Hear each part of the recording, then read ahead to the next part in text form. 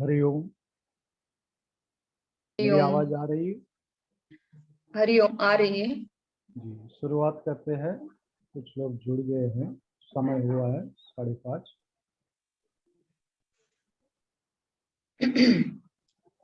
आप सभी साधक साधिका को मेरा प्रणाम। गुरुवर और माँ को मेरा नमन। आचार्य को मेरा प्रणाम। मैं Hasmukh Vaghela path of divine life की ओर से आप सभी का स्वागत करता हूँ। आज हम सभी एक अच्छे उद्देश्य से यहाँ उपस्थित रहे हैं, जिनका नाम है तत्वबोध। तत्वबोध क्या है? तत्वबोध यानी स्वयं का विकास। कैसे? व्याख्यान और चर्चा के माध्यम से स्वयं के ज्ञान के महत्व का प्रसार करना। तो इसमें हमने वेद हरिपाठ को चुना है। तो वेद हरिपाठ के बारे में मैं आपको थोड़ा सा विश्लेषण बता देता हूँ। वेद हरिपाठ शुक्ला वेद हरिपाठ नामक पुस्तक पर आधारित है। यह महर्षि प्रकाशन द्वारा एक प्रकाशन है और यह महर्षि अरविंद फाउंडेशन के दिव्य जीवन शिक्षा कार्यक्रम में के तहत निर्मित है। यह पुस्तक मानवता की बेहतरी के इरादे से लिखी गई है और साधक को आत्म साक्षात्कार की खोज में मदद करती है। यह हरिपाठ से प्रेरित है, जो 13वीं शताब्दी के मराठी संत ज्ञानेश्वर के यह 27 अभंगों यानी कि संगीत कविताओं का संग्रह है। ये 27 अभंग भगवान के नामों के जप के मूल्य की बार बार प्रशंसा करते हैं, प्राप्त होने वाले अनगिनत लाभों का वर्णन करते हैं और हमें आध्यात्मिक जीवन जीने से सही तरीके से कहीं अंतर्दृष्टि प्रदान करते हैं। इस दिव्यता की आनंदमय उपस्थिति में डूबा हुआ जीवन हरि विठल पांडुरंग और हमारे अपने स्वरूप, यह वेद हरिपाठ सुख प्राप्त करने और सभी दुखों को दूर भगाने का अचूक सूत्र है। यह व्यक्ति के व्यक्तित्व के विकास के लिए अद्वितीय मार्ग की प्रशस्त करता है। यह आध्यात्मिकता के शांति से भरे शांत रास्ते के लिए एक मार्गदर्शन प्रकाश है। तो आइए हम ज़्यादा समय न लेते हुए आज आचार्य जी से नम्र विनंती करता हूँ कि आके अध्याय 3 की सत्र की शुरुआत करें और आपका स्वागत है और आप आइए और इस सत्र को यहाँ शुरुआत कीजिए। धन्यवाद। धन्यवाद सर। मेरी आवाज आ रही है आप सभी को? जी हाँ, आवाज आ रही है। हाँ, पिछला जो हमारा सेशन था, उस सेशन स्टार्ट करने से पहले हम प्रार्थना करेंगे। ओम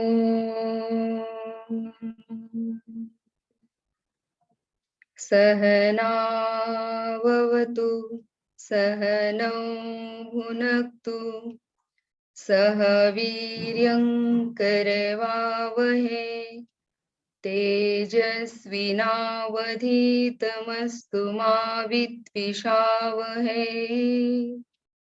ओम शांति शांति शांति।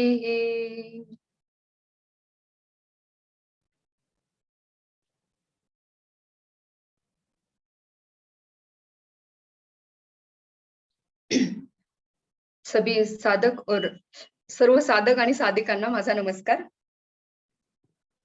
हिंदी आणि मराठीचं खूप कन्फ्युजन होत आहे आता।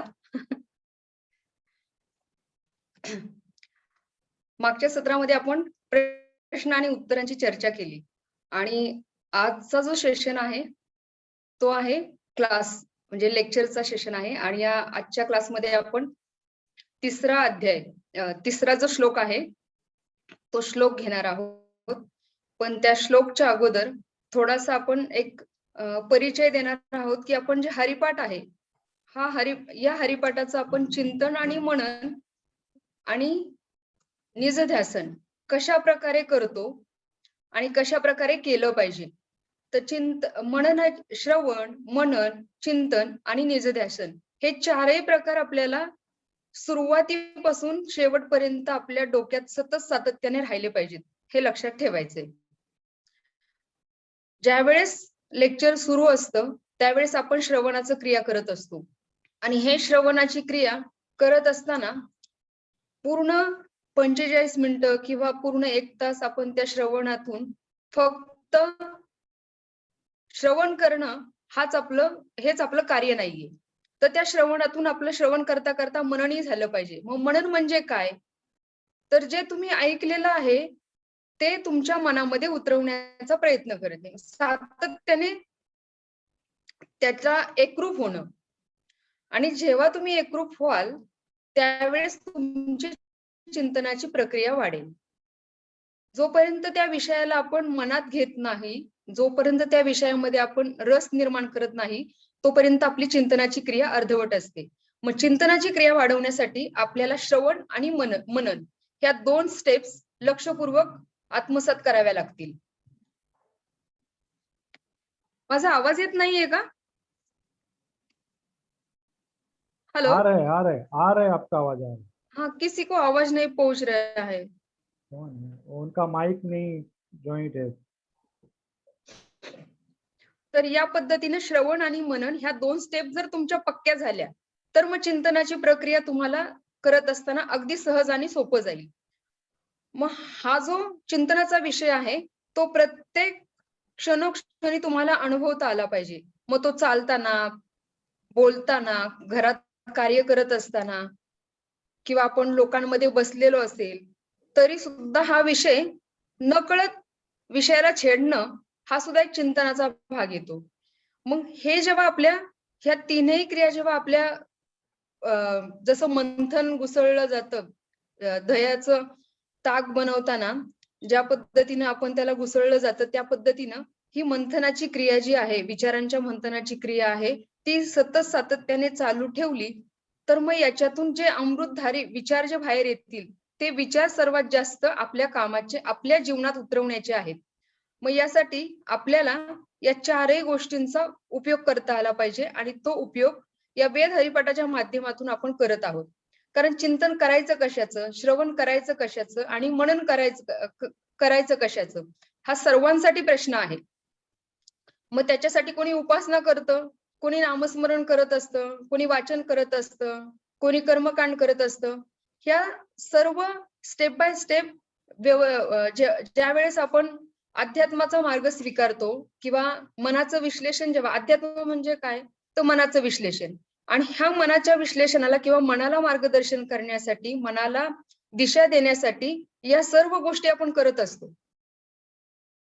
तर ह्या सर्व करत असताना या 4 गोष्टींबरोबर जर आपण गेलो तर आपल्याला प्रत्येक गोष्ट सहज स्वीकारता येते आणि सहज साध्य होते.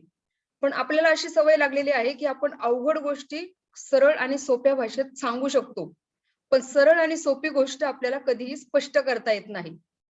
हा प्रत्येकाचा स्वभाव आहे.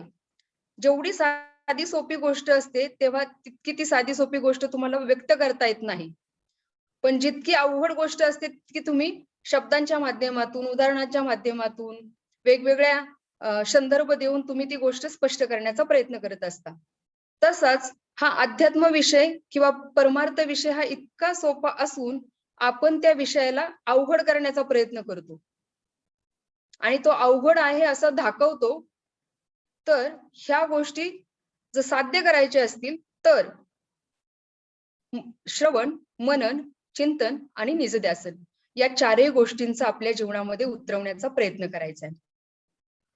हे झाल्या या गोष्टीतूनच आपल्याला ह्या 4ही गोष्टींचा संदर्भ घेऊन आपल्याला समोर जायचं आहे. मग हे समोर जात असताना आज जर तुम्ही एखादं लेक्चर, आज आपण 3रा अभंग घेणार आहोत, त्या अभंगातून प्रत्येक अभंगाचा शब्द ना शब्द आपल्याला काय सांगत आहे किंवा त्या शब्दाचा आपल्या जीवनामध्ये अर्थ काय आहे, आपल्या जीवनात असलेला जो अर्थ आहे तो अर्थ आपण प्रॅक्टिकल जीवनामध्ये कसा उतरवणार आहोत आणि त्याचा आपल्याला लाभ काय होणार आहे आणि हा लाभ मला होत असताना समोरच्यांना किती होणार आहे याही गोष्टीचं विचारचक्र सातत्याने आपल्या मनामध्ये राहिलं पाहिजे. तर हा जो तत्वबोधाचा जो प्रोग्राम आपण आयोजन केलेला आहे तत्वज्ञानाचा, तर त्या तत्वज्ञानाचा विषय आपण वेद हरिपाठ घेतलेला आहे. आणि हा वेद हरिपाठ आपण वेगळा नाही करायचा. वेद म्हणजे ज्ञान आहे, हरी म्हणजे तो परमात्मा आहे, जो तुमचं इष्टदैवत आहे, जे तुम्हाला ज्याच्यावर तुमची श्रद्धा आहे, त्या हरीला कंठस्थ करायचे. मग तो ज्ञानाच्या माध्यमातून करा, उपासनाच्या माध्यमातून करा, बोधाच्या माध्यमातून करा, जाणण्याच्या माध्यमातून करा, हे प्रत्येकाचं वेगवेगळं ठरलेला कॉन्सेप्ट आहे आणि हा आपल्याला करायचा आहे. तर आपण अभंगाला सुरुवात करूया.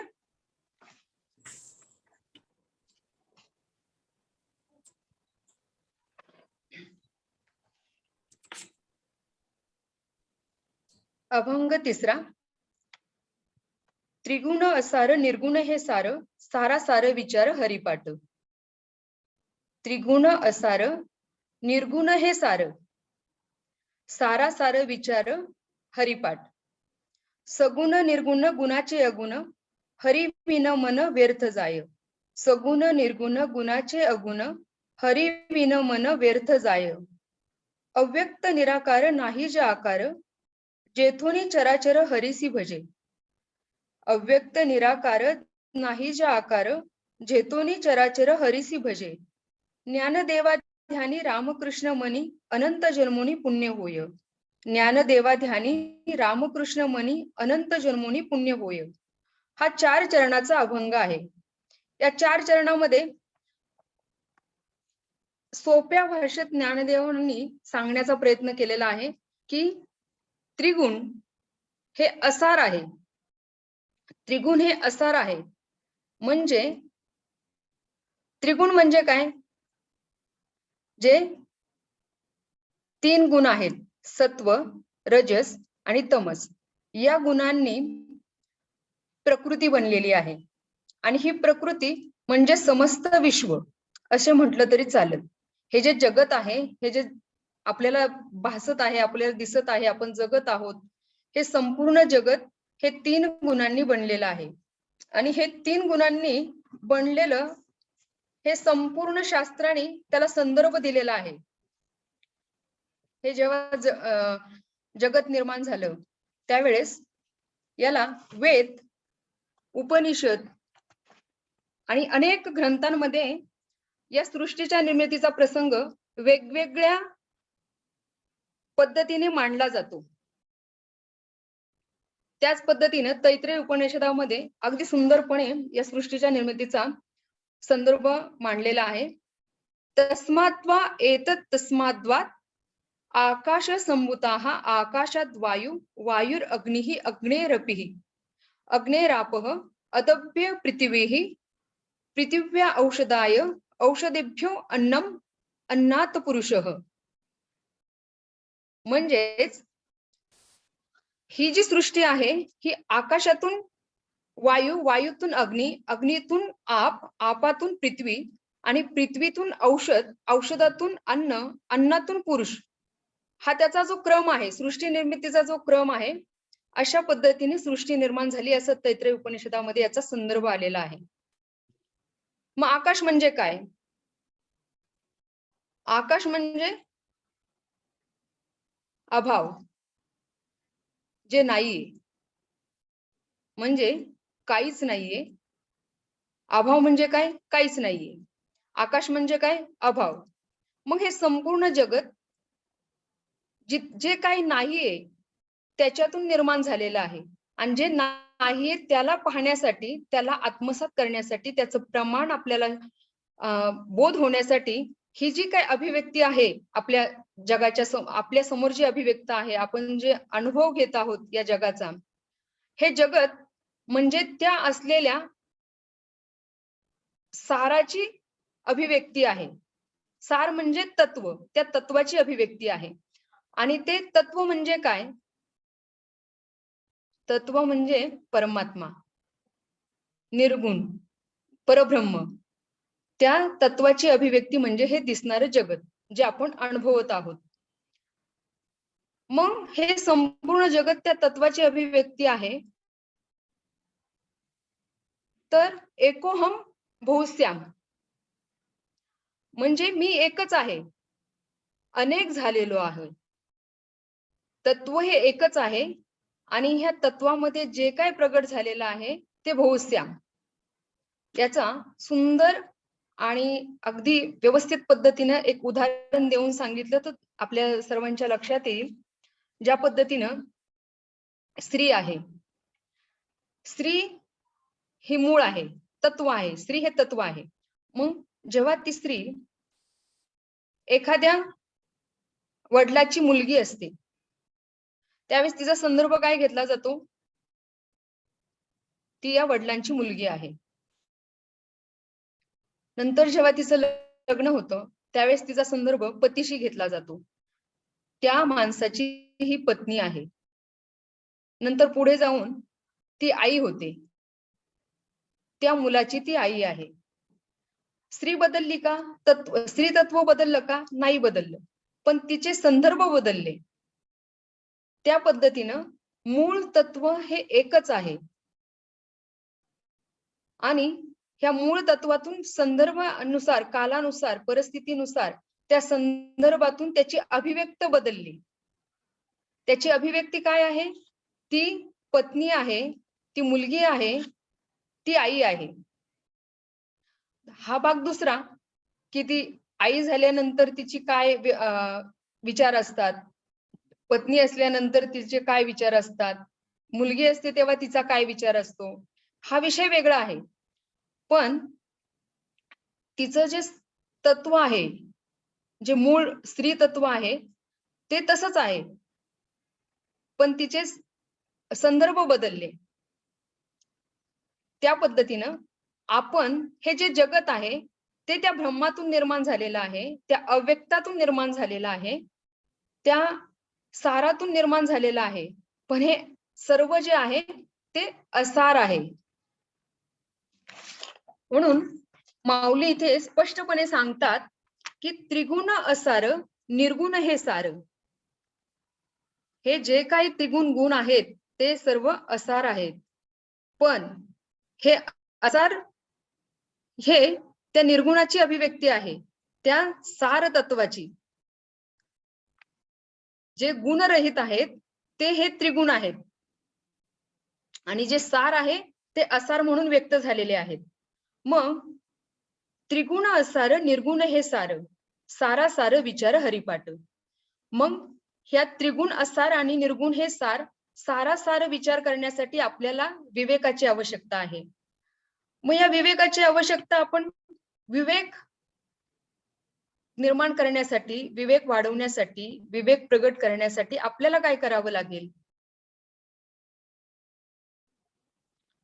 ह्या अव्यक्ताला व्यक्त करण्यासाठी सार असणाऱ्या जे असार म्हणून भासत आहे या त्रिगुणाला पाहण्यासाठी आणि निर्गुणाला बोध करण्यासाठी आपल्याला आपला विवेक जागृत ठेवणं आवश्यक आहे. आणि हा विवेक त्या हरीला पाठ केल्यानंतर, हरी कंठस्थ झाल्यानंतर आपला तो विवेक जागृत होतो.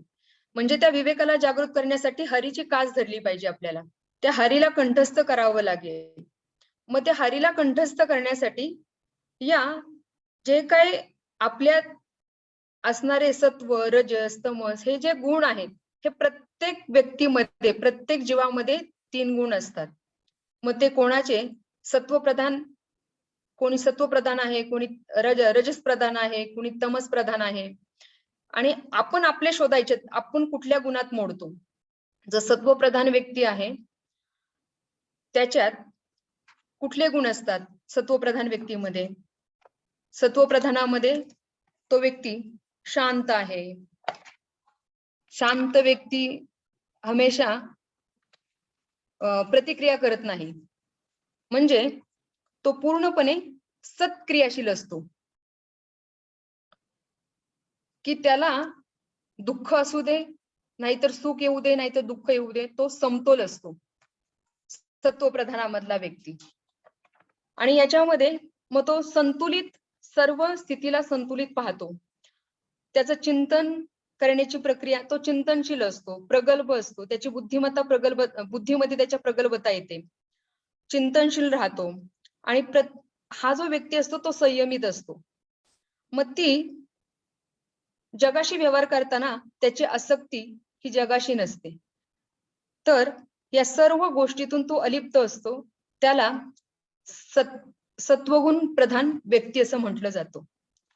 दुसरा जो येतो राजसिक. राजसिक गुण काय आहे? तो आहे क्रियासक्त. म्हणजे त्यांनी त्याच्या इच्छापूर्तीसाठी तो सतत सातत्याने क्रियासक्त असतो, क्रियाशील असतो. ती इच्छा पूर्ण करण्यासाठी तो सातत्याने त्याच्या इच्छा, आकांक्षा पूर्ण करण्यासाठी तो सतत विचारांची स्थिती त्याची धावत असते, क्रिया करत असतो, कार्य करत असतो, तो कार्यरत असतो सतत. Excuse me. सतत धावत असतो. म्हणून त्याला राजसिक प्रधान व्यक्ती असं म्हटलं जातं. तिसरा आहे तामसिक. तामसिक विचाराची व्यक्ती जी असते ती निष्क्रिय स्थिती मध्ये मोडते. म्हणजे आळस, निद्रा, झोप, मूढ स्वभावी. म्हणजे त्याला काही फरक पडत नाही, तो कामही करू शकत नाही, काही त्याला सांगितलं तर त्याचं प्रतिउत्तरही देत नाही. म्हणजे कसलाही प्रतिसाद न करता ती व्यक्ती तो स्वतःच्या आविर्भावामध्ये असतो. याला तामसिक प्रधान असं म्हटलं जातं. त्याला जगाला कसलाही प्रतिसाद देता येत नाही, किंवा घरच्यांना सुद्धा तो व्यवस्थित प्रतिसाद देऊ शकत नाही, समाजालाही व्यवस्थित प्रतिसाद देऊ शकत नाही, तो स्वतःच्या भावना सुद्धा व्यक्त करत नाही, असा हा तामसिक प्रधान व्यक्ती असतो. तर सात्विक, राजसिक आणि तामसिक हे जे 3 गुण आहेत ते आपल्या प्रत्येकामध्ये असतात. मग या 3 गुणातून आपल्याला आपण कुठल्या गुणात आहोत याचं चिंतन आपण करायचं. कारण तमस, राजस आणि सत्व हे 3ही गुणातून 4 वर्ण निर्माण झालेले आहेत, जे ब्राह्मण, क्षत्रिय, वैश्य, शूद्र हे वर्ण या गुणातून निर्माण झालेले आहेत. आणि ते जाती व्यवस्थेतून हे जे कौशल्य आहे, हे जे जीवन आहे, हे गुणातून जाती व्यवस्था वर्ण व्यवस्था निर्माण केली. मग आपण जर सत्वप्रधान आपल्यात 70% असेल आणि 20% राजस आणि 10% तमस असेल, तर मग आपण सत्वप्रधान आहोत. ब्राह्मण आहोत. मग त्या ब्राह्मणाचं कार्य काय आहे? जे तुम्ही आत्मसात केलेलं ज्ञान आहे, जे तुम्ही संयमित आहात आणि संतुलित आहात, जगाचा व्यवहार करत असताना तुम्हाला कुठल्याही कर्माचं फळ काय आहे किंवा काय नाही याचा तुम्हाला कसलाही विचार न करता निष्काम भावनेने तुम्ही कर्म करता, जगाशी आदान प्रदान करत असता, व्यवहार करत असता, त्यावेळेस तुम्हाला कुठलेही फळाची अपेक्षा न ठेवता तुम्ही कर्म करत असता, त्याला ब्राह्मण असं म्हटलं जातं.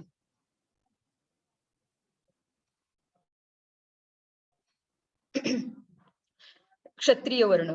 मग क्षत्रिय वर्णामध्ये राजस हा 50% असेल, सत्व हे 30% असेल आणि तामस हे 20% असेल. आणि याच्यातून तो व्यक्ती क्रियाशील असतो. जेव्हा क्रियाशील असतो तेव्हा त्या क्षत्रिय जो व्यवस्था आहे, त्या क्षत्रियाची व्यवस्था काय असते? तो सतत सातत्याने कार्यरत असतो. ते कार्य करत असताना तो फक्त कर्तव्याला जास्त महत्व देतो आणि तो त्याचं कर्तव्य करत राहतो. त्याला क्षत्रिय असं म्हटलं आहे. वैश्यामध्ये सत्व जर 20% आहे, तर रजस 40% आहे आणि तामस 40% आहे. आणि हे तामस आणि राजस 40% असल्यामुळे सत्व प्रधान हे कमी झालं, तिथं 20% सत्व आलं, तर मग ह्या गोष्टी तो क्रियाशील असूनही तो फक्त मर्यादित आहे. मग ती जी वैश्य व्यवस्था आहे, वैश्य वर्ण व्यवस्था, या व्यक्तीला वैश्यामध्ये गणल्या गेलं.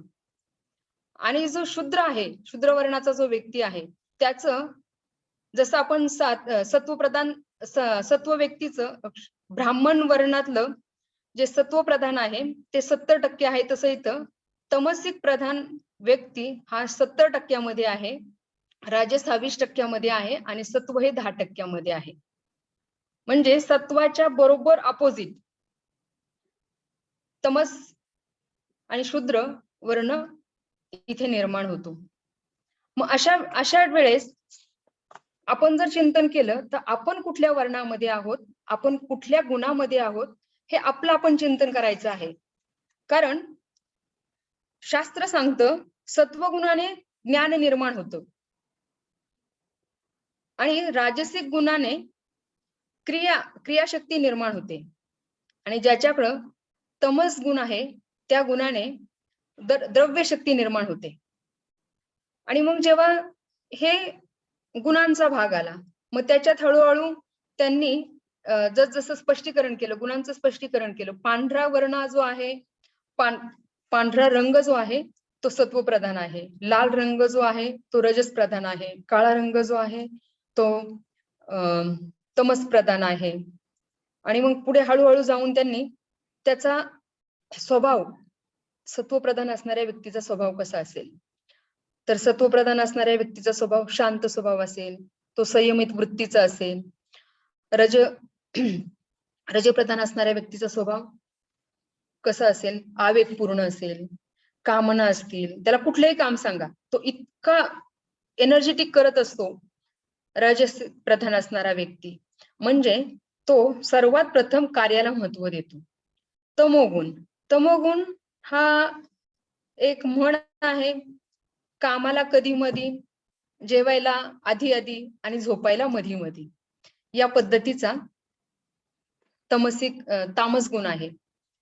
मग हे जे गुण आहेत, हे गुण प्रत्येक जीवामध्ये आहेत. त्यामुळे सृष्टीतून जी सृष्टी ह्या गुणांमुळे निर्माण झालेली आहे, त्या सृष्टीचाच आपण अंश आहोत. मग प्रकृती आणि जीव हे एकच आहेत, पण याच्यामध्ये जेव्हा तुम्ही गुणांचं विश्लेषण करता त्या वेळेस तुमची वृत्ती समोर येत असते. मग आता इथे आपण अभ्यास करायचा आहे की आपण कुठल्या गुणामध्ये मोडतो आणि आपण सत्वगुणापर्यंत पोहोचण्यासाठी आपल्याला काय केलं पाहिजे, किंवा जर आपण सत्वगुण आहोत तर सत्वगुणाच्याही पलीकडं जे आहे ते निर्गुण, म्हणजे गुणरहित आपल्याला होण्यासाठी काय करावं लागेल, त्या निर्गुणाची प्राप्ती करण्यासाठी आपल्याला काय करावं लागेल, तर विवेक. आणि हा विवेक सतत सातत्याच्या अभ्यासाने विवेक पूर्ण होत असतो, विवेकाची प्राप्ती होत असते. आणि ह्या विवेकाच्या प्राप्तीसाठी आपल्याला हा जो तत्वबोधाचा जो क्लास सुरू आहे, किंवा त्या तत्वबोधामध्ये हा जो विषय घेतलेला आहे वेद हरिपाठ, हा चिंतनाचा विषय आहे. जेव्हा जेव्हा तुम्ही ज्ञानाचा हात पकडता त्या वेळेस ज्ञान आपल्याला प्रत्येक वस्तूपासून व्यक्तीपर्यंत, स्थितीपासून परिस्थितीपर्यंत आपल्याला मार्गदर्शन होत असतं, आपल्याला उलगडा होत असतो. म्हणून ज्ञानाची कास धरणे म्हणजे विवेकाची प्राप्ती होणे असं म्हटलं जातं. शास्त्रामध्ये हेच प्रमाण आहे की विवेकाच्या प्राप्तीसाठी तुम्हाला ज्ञानाची प्राप्ती करावी लागेल, ज्ञान जाणून घ्यावं लागेल आणि ज्ञानातूनच विवेकाची प्राप्ती होत असते. हा सार जो आहे, सार आणि असार यातला फरक, सगुण आणि निर्गुण यातला फरक, ह्या सत्य आणि असत्य यातला फरक हा फक्त विवेक करू शकतो. म्हणून प्रत्येक गोष्टीमध्ये विवेक हा जागृत असला पाहिजे. फक्त विवेक असून चालत नाही, जागृत होईल तेव्हा सत्सद विवेक निर्माण होईल. मग विवेकाची जागृती हीच फलश्रुती आहे, वैराग्याची फलश्रुती आहे. मग आपण जसं विवेकाकडे जाऊ तशी वैराग्याची फलश्रुती आपल्याला प्राप्त होईल. मग यासाठी आपल्याला जो सगुण आहे त्या सगुणाची उपासना करणं आवश्यक आहे. मग सगुणाची उपासनासाठी ज्ञानेश्वर माऊली काय म्हणतात, हा दुसऱ्या चरणामध्ये त्यांनी सांगितलेला आहे. सगुण निर्गुण गुणाचे अगुण, सगुण निर्गुण गुणाचे अगुण, अव्यक्त निराकार नाही जे आकार. निर्गुणाची उपासना हा नंतरचा भाग आहे, पण जोपर्यंत तुम्ही सगुणाची उपासना करत नाही तोपर्यंत निर्गुणाला प्राप्त होणार नाही. आणि निर्गुण हा आकाररहित आहे, सगुण हा आकार युक्त आहे. मग तुम्हाला कशाची भक्ती करायची असेल तर तुम्हाला एखाद्या मूर्तीला समोर घ्यावं लागेल, आणि जेव्हा मूर्ती समोर येईल त्यावेळेस जर तुम्ही राम राम राम राम राम राम करत गेला तर राम त्या मूर्तीत तुम्हाला दिसायला लागेल. कृष्ण कृष्ण कृष्ण कृष्ण करत गेला तर कृष्ण तुम्ही त्या भावनेनं, त्या वृत्तीनं तुम्ही त्या मूर्तीकडे पाहाल. ज्या जैशी दृष्टी तैशी सृष्टी. मग तुम्ही जसे जसे पाहाल तसं तुम्हाला त्याचा बोध होईल. म्हणून सुरुवात करताना सगुणाने, जसं ज्ञामध्ये आपण उदाहरण घेतो, जर तुम्हाला माहित नाहीये अशा ठिकाणी तुम्हाला पोहोचायचं आहे, आणि आपल्या ज्ञानाचं हे वाक्य जे आहे, ज्ञाताकडून अज्ञाताकडे जाण्याचा मार्ग म्हणजे वेदहरिपाठ. मग त्या निर्गुण स्वरूपाला प्राप्त करण्यासाठी जे निराकार आहे, जे चराचरात वसलेलं आहे, जे असूनही दिसत नाही, त्याला अनुभवण्यासाठी, त्याचा बोध होण्यासाठी, त्याला जाणण्यासाठी आपल्याला जे माहित आहे त्याच्या बरोबर आपल्याला जायचं आहे, तेव्हा आपण त्या ठिकाणी पोहोचू. मग पहिल्या अभंगामध्ये आपल्या पुस्तकामध्ये एक्झाम्पल दिलेलं आहे. आळंदीला जायचं असेल, आळंदी तुम्हाला कुठे आहे माहित नाहीये, तर मग आपण आधार कशाचा घेणार? जे माहित आहे त्या गोष्टीचा आधार घेणार आणि आपण त्या ठिकाणी पोहोचणार. मग तुम्हाला पुणे माहिती आहे, मग आपण पहिल्यांदा पुण्यात येणार. पुण्यातून आळंदीला जाणारी बस आहे का पाहणार. मग पुण्यातून आपण आळंदीला जाणाऱ्या बसमध्ये बसणार. मग तिथे गेल्यानंतर आपल्याला आपल्या अवतीभोवती असणारं कोणी ना कोणीतरी आपल्याला त्या आळंदी बद्दलची थोडीशी माहिती सांगणार. या ठिकाणी एक पूल येईल किंवा एक मंदिर येईल, त्या मंदिराच्या पुढे गेल्यानंतर एक नदी लागेल, त्या नदीवरून एक पूल जातो, त्या पुलाच्या पलीकडे गेल्यानंतर तुम्हाला एक मंदिर दिसेल, ते आहे ज्ञानेश्वर माऊलींचं मंदिर, ते आहे आळंदी. म्हणजे माहित नसलेल्या गोष्टीकडे, अज्ञाताकडे जाण्यासाठी तुम्हाला ज्ञाताकडून प्रवास करावा लागेल.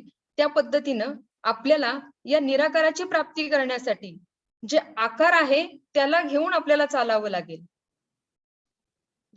म्हणजे जे अव्यक्त आहे त्या अव्यक्ताला व्यक्त करण्यासाठी शब्दांचा आधार असावा लागतो. हे जितकं शास्त्र आहे, प्रमाण आहे, उपनिषद आहेत, वेद आहेत, जे जे काही आहे ते प्रत्येक सगळं काही ब्रह्मस्वरूपाबद्दलच सांगितलं जातं. पण त्या ब्रह्माला सांगण्यासाठी प्रत्येकाने आपापल्या शब्दांचा वापर करून, संदर्भ देऊन, त्या अव्यक्ताची लक्षणं सांगून ते अव्यक्त प्रगट करण्याचा, दाखवण्याचा किंवा ते समजवण्याचा, ते जाणून देण्याचा आपल्याला प्रयत्न केलेला आहे. मग हे जेव्हा केन उपनिषदामध्ये याचा संदर्भ सांगितलेला आहे. न तत्र चक्षुर गच्छति न वाग गच्छति न मनो न विद्मो न विजानीमो यथेतनु शिष्यातः. म्हणजेच जे सार आहे याचा अभाव कधीही नाही. जे असत्य आहे ते आहे. हे सगळं सारासार व्यक्त करण्यासाठी केन उपनिषदामध्ये त्यांनीही हा श्लोक सांगितलेला आहे. न तत्र चक्षुर गच्छति न वाग गच्छति न मनो न विद्मो न विजानीमो यथैतदनु शिष्यातः. म्हणजेच तत्व कसे आहे तर तत्व हे डोळ्यांनी पाहता येत नाही. न तत्र चक्षुर गच्छति, तत्व हे डोळ्यांनी पाहता येत नाही. न वाग गच्छति, ते वाणीनं बोलता येत नाही. न मनो, ते मनाने जाणून घेता येत नाही. न विद्मोह न विजानीमोह, मुळामध्ये तो जाणून घेण्याचा विषयच नाही, असं हे सार आहे. आणि या साराला जाणण्यासाठी गुरुवर्य केनोपनिषद सांगत आहे की आचार्य वक्ता कुशलानु शिष्ट, म्हणजे ज्या तत्वाबद्दल बोलता येत नाही, ज्या तत्वाबद्दल बोलता येत नाही त्या तत्वाबद्दल संत, महात्मे, साधू, गुरुवर्य हे बोलत असतात आणि अखंडपणे बोलत असतात. आणि जे तत्व जाणून घेण्याचा विषय नाही ते जाणकार जाणून घेतात. आचार्य वक्ता कुशलानु शिष्ट, याचा अर्थ ज्या तत्वाबद्दल बोलता येत नाही त्या तत्वाबद्दल संत महात्मे अखंडपणे बोलत असतात. कुशलानु शिष्ट म्हणजे जे तत्व जाणून घेण्याचा विषय नाही ते जाणकार जाणून घेतात. म्हणजे इथं आपण सर्वजण जे अव्यक्त आहे, जे नाहीच आहे, जो विषयच नाहीये, जे निर्गुण आहे, त्याला जाणण्यासाठी आपली जी जिज्ञासा आहे ती सतत सातत्याने अखंडपणे चालूच आहे. मग हे जे सर्व सांगण्यासाठी काही ना काहीतरी शब्द वापरायला लागतात, जे आज आपण वेद हरिपाठ रूपी ग्रंथ आहे, हा ज्ञानरूपी ग्रंथ आपण हे तत्व सांगण्यासाठी वापरत आहोत.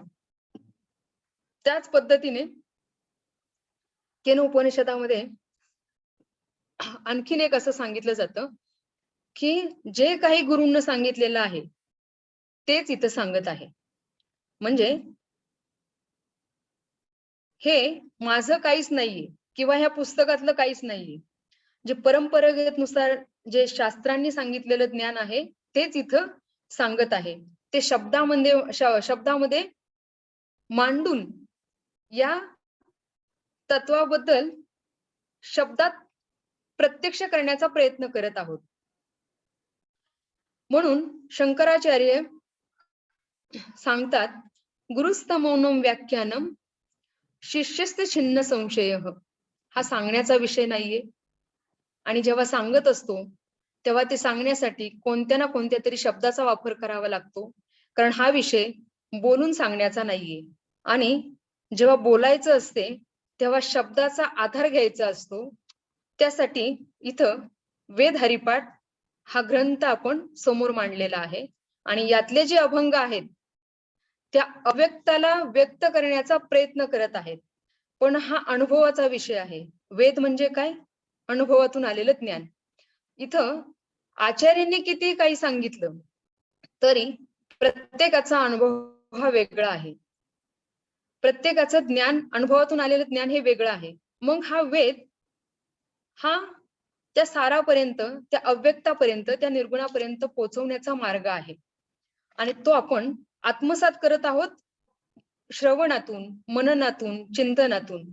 आणि हे जेव्हा 3 प्रकार आपण आत्मसात करतो त्यावेळेस आपण निजध्यासनामध्ये पोहोचतो. निजध्यासन म्हणजे काय?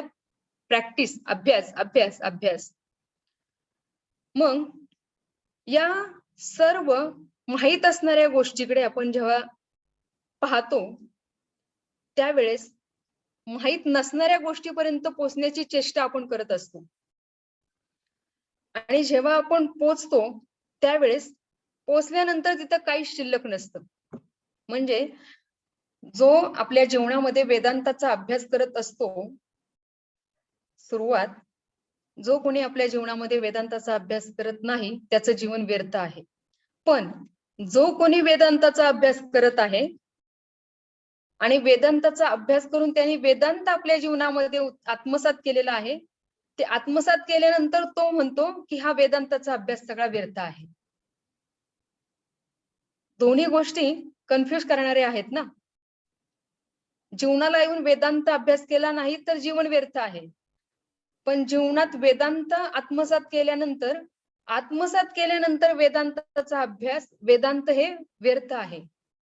मग इथे राहतो फक्त अनुभव, आणि अनुभव हा प्रत्यक्षात कधीच करता येत नाही, कारण अनुभव अनुभवच आहे. किती जरी सांगितलं साखर गोड आहे, तरी जोपर्यंत आपण ती स्वतः त्याची चव घेत नाही तोपर्यंत तुम्ही सांगू शकत नाही साखर गोड आहे. कशी आहे हे आजपर्यंत कोणी सांगू शकले नाही. साखर गोड आहे. तसा वेदांत हा मूळ आहे, पण ते मूळ ज्यावेळेस तुम्ही त्याचा आत्मसात कराल त्यावेळेस ते मूळ शिल्लक राहतच नाही. अशा पद्धतीचा हा वेदांत अभ्यास आहे. त्यामुळं या सारापर्यंत पोहोचण्यासाठी जे माहित आहे त्याचा संदर्भ देऊन माहिती करून घ्यायची असते आपल्याला. म्हणून इथे माऊली सांगतात की हे जे त्रिगुण आहेत, रज तम सत्व, हे 3 गुण आहेत, हे आपल्याला सर्वांना माहिती आहे, कारण हा जगाचा अनुभव प्रत्येक जण घेत आहे. असे हे जगत या 3 गुणातूनच निर्माण झालेलं आहे. प्रत्येक जण या सत्व रज तम गुणाचा अगदी तोंडपाठ केलेला आहे. कोणीही पाहिले नाहीत, या 3ही गुणांना कुणीही बघितलेलं नाहीये, तरी सुद्धा तोंडपाठ आहेत सर्वांचे. आणि हा पाहण्याचाही विषय नाहीये. त्रिगुण कुणी पाहिलेत का? कोणी नाही. हा पाहण्याचाही विषय नाहीये. म्हणून याचं खूप काही वर्णन पण सांगितलं जातं.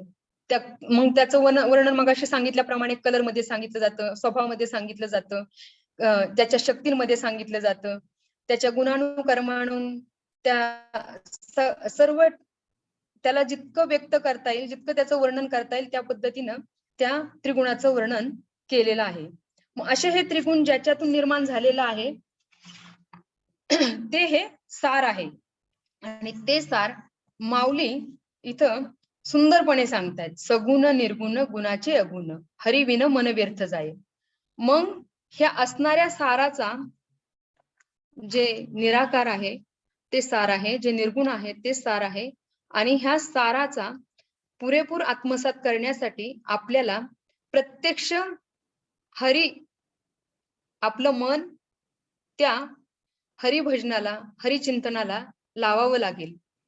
म्हणजे हा जो हरिविन व्यर्थ मन व्यर्थ जाय, हरिविन मन व्यर्थ जाय, मग जीवनाला येऊन हरी म्हणजे काय, जे आपल्या जीवनातले असणारे जे काही षडविकार आहेत ते हिरावून घेतो त्याला हरी असं म्हटलं जातं. मग हिरावून घेणारा कोण आहे? भगवंत, परमात्मा. एकदा का आपलं मन त्या परमात्माच्या चरणाशी लागलं की आपलं जे काय आहे ते सगळं हिरावून घेऊन तो हरी आपल्याला आपलंसं करेल. आणि जेव्हा आपण त्याचं होऊ त्यावेळेस आपलं असं काही राहणारच नाही, असं माऊली इथे सांगत आहे. मग ज्यावेळेस ही घटना घडते त्यावेळेस अव्यक्त निराकार नाही जे आकार, अव्यक्त निराकार नाही जे आकार, जेथोनी चराचर हरिसी भजे. म्हणजे प्रत्येक चराचरात त्या हरीशी भजणारा जो आहे आकार, मी भाग्यश्री आहे किंवा मी एक स्त्री आहे, आणि त्या भगवंताला, परमात्म्याला मी भजत असताना मी स्वतःच त्या परमात्मा स्वरूप होऊन गेले. म्हणजे मीच, माझा आकार तो निराकार झाला. मग ज्ञानदेवा ध्यानी रामकृष्ण मनी अनंत जन्मोनी पुण्य होय. हे माझ्या अनंत जन्माचं पुण्य आहे की माझं ध्यान, माझं मन त्या परमात्म्याच्या चरणी मी लावलं. म्हणून त्या आकार असणाऱ्या भगवंताचा ज्यावेळेस मी अनुभव घेतला त्यावेळेस मी स्वतः निराकार झाले, आणि हे संपूर्ण अख्खं विश्व, हे अख्खं चराचर त्या भगवंताला भजत आहे याचा दृष्टांत मला झाला, असं माऊली सांगत आहेत या अभंगामध्ये.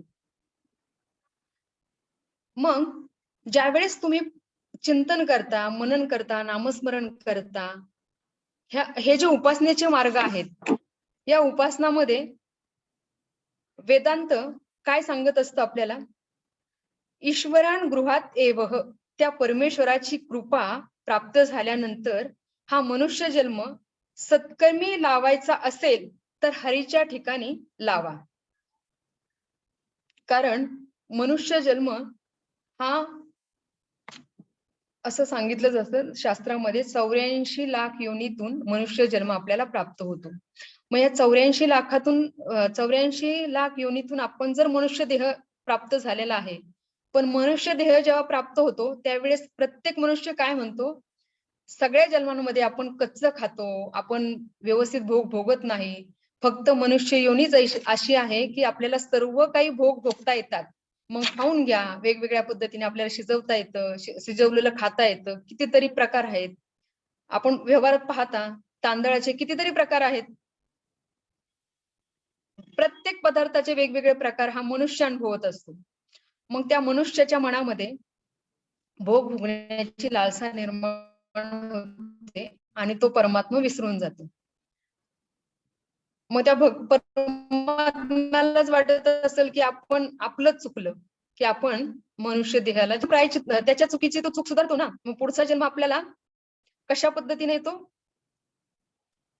वेगवेगळ्या योनींमधून मग आपला जन्म होतो. म्हणून हा जो मनुष्य देह जन्माला आलेला आहे, या मनुष्य देहाचं सार्थक करायचं असेल तर आपलं अख्खं जीवन त्या परमात्म्याच्या चरणाशी लावलं, चिंतन केलं, ज्ञान प्राप्त केलं तर आपण या गोष्टीला सहजपणे संसारात राहूनही त्या परमात्म्याजवळ आपण सहजपणे पोहोचतो. म्हणून सगुण साकाराची उपासना करा असं हरिपाठात सांगितलेलं आहे. परंतु फक्त सगुण साकाराची उपासना करून थांबायचं नाहीये, कारण सगुण साकाराची उपासना करता करता त्याही पलीकडे आपल्याला जायचं आहे. आणि जेव्हा हे लक्षात राहील, सगुण साकाराची उपासना करत असताना याचा बोध असला पाहिजे, उद्देश असला पाहिजे की आपल्याला याच्याही पलीकडे जायचं आहे, त्यावेळेस आपल्या विवेक हा कार्यरत राहील. आणि त्या विवेकातून जी प्राप्त होते, विवेकाची जी प्राप्ती आहे ती वैराग्याची फलश्रुती आहे. हे जे सूत्र आहे ते सूत्र आपल्याला इथं लागू पडतं. ज्या पद्धतीनं कर्म उपासना करून त्यातून आपण बाहेर पडत असतो. शंकराचार्य सांगतात, कर्मानी चित्ते शुद्धेतम, म्हणजे कर्म केल्याने, सेवा केल्याने चित्त शुद्ध होतं. एकाग्रे अर्थम उपासना, उपासना केल्याने मनाची एकाग्रता वाढते. ज्ञानम तो मोक्ष सिद्ध्यर्थम, अंतकरणाची शुद्धता ही मोक्षाची प्राप्ती आहे. आणि ज्ञानातून अंतकरण शुद्ध होतं. मग ह्या ज्या स्टेप आहेत कर्म करत असताना चित्त शुद्ध करण्याचे, जे नेहमी कुठलंही तुम्ही कर्म करा, पण कर्म करत असताना त्या कर्माच्या पाठीमागे तुमच्या लक्षात असलं पाहिजे की आपल्याला चित्तशुद्धी करायची आहे. पण आपलं सर्वात जास्त लक्ष काय असतं, कर्म करत असताना या कर्मातून मला फळ काय मिळणार आहे. हे आपल्या प्रत्येकाचं मनुष्य जन्माचा हाच उद्देश असतो. प्रत्येक कार्य करत असताना, प्रत्येक कर्म करत असताना फक्त त्याचा उद्देश असतो की मी जर हे कर्म करत आहे तर या कर्माचं फळ मला काय मिळणार.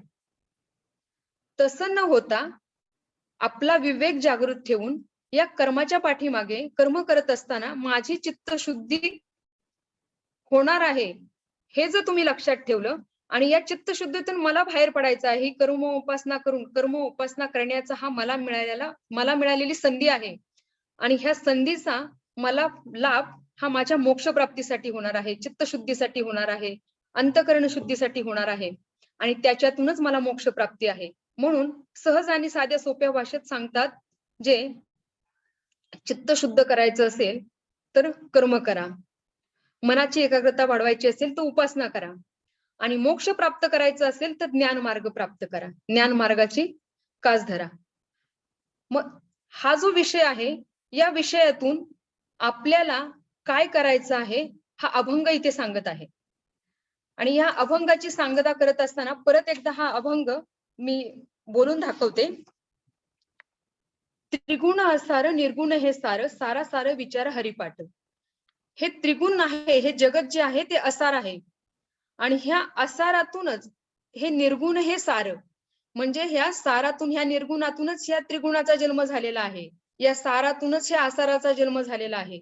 मग असा हा सार आणि असार असणारा विचार हा फक्त विवेकाद्वारे प्राप्त होतो आणि त्या विवेकाला प्राप्त करण्यासाठी ते हरीच्या चरणाशी आपलं चित्त असं द्यावं आणि या हरीला भजावं, हरीला कंठस्थ करावं, हाच मार्ग आहे. दुसरं चरण सांगत आहे, सगुण निर्गुण गुणाचे अगुण, हरी विन मन व्यर्थ जाय. हे जे गुणाचे अगुण आहेत, अनेक प्रकारात तमस, रजस, सत्व या गुणांमध्ये जे आपण फसत आहोत, भ्रमात, हे सगळं गुण आपल्यामध्येच आहेत आणि हे तीनही गुण आपल्यामध्ये आहेत, पण आपला विवेक जागृत नसल्यामुळं आपण तमस वृत्तीमध्ये असेल तर आपण तिथेच थांबतो, राजस वृत्तीमध्ये असेल तर त्यालाच आपण गोड मानतो, सात्विक वृत्तीमध्ये असेल तर तिथेच गोड मानतो, पण त्या सत्वाच्याही पलीकडे काहीतरी आहे जे निर्गुण आहे. आणि त्या निर्गुणाला प्राप्त करण्यासाठी सगुणाच्या माध्यमातून आपण त्या निर्गुणाला प्राप्त करू, पण त्याच्यासाठी आपल्याला वेळ वाया न घालवता तुम्हाला या गोष्टीचा विचार करावा लागेल, जे अव्यक्त निराकार नाही जे आकार, जेतुनी चराचर हरिसी भजे.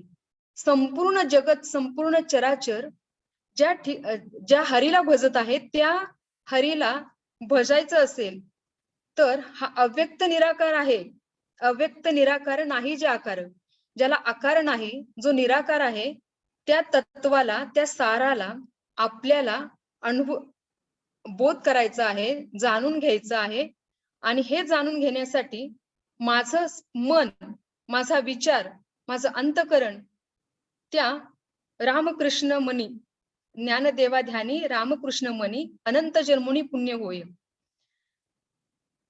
तर माझं ध्यान, माझं मन त्या परमात्माच्या चरणी असेल तर ह्या सर्व गोष्टी प्राप्त होईल. पण याच्यासाठी मी खूप जन्माचा ऋणी आहे, खूप जन्माचं पुण्य माझ्या फळाला आलेलं आहे, म्हणून मी ह्या सर्व गोष्टी ह्या निर्गुणाच्या निराकार स्वरूपाला प्राप्त करण्यासाठी मी आज पूर्ण माझं मन, माझं चित्त, माझं कर्म, उपासना ही सर्व त्या भगवंताच्या चरणी समर्पित आहे.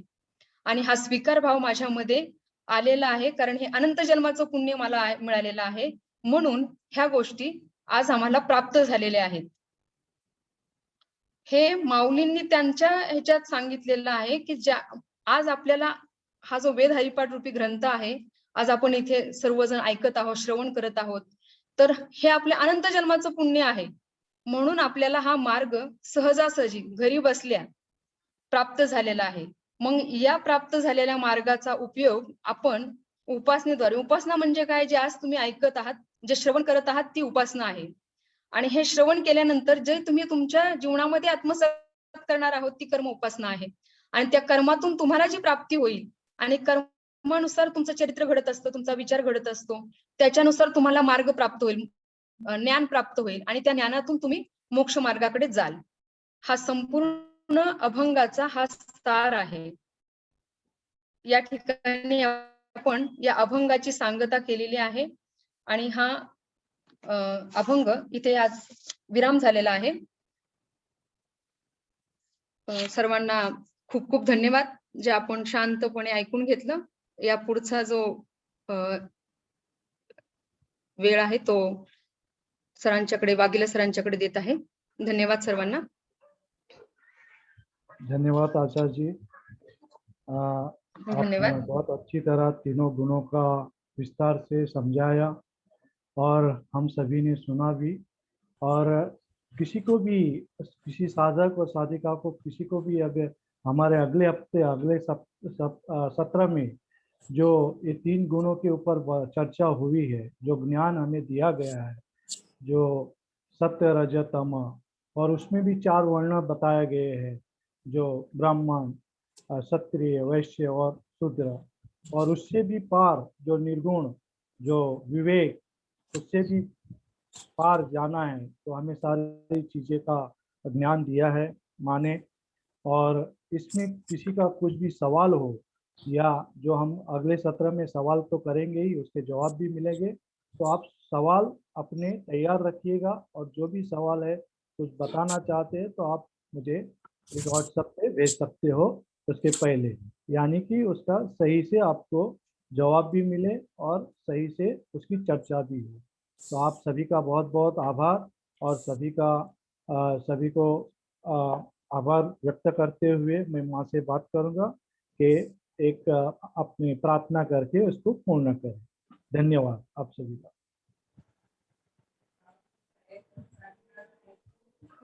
हम इस प्रार्थना से इस सेशन को समाप्त करेंगे शांति पाठ से।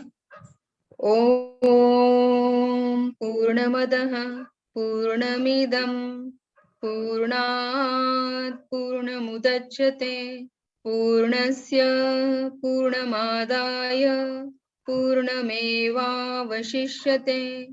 ओम शांति शांति शांति। धन्यवाद आप सभी को। धन्यवाद आपका भी बहुत बहुत धन्यवाद। सभी धन्यवाद। साधकों का धन्यवाद।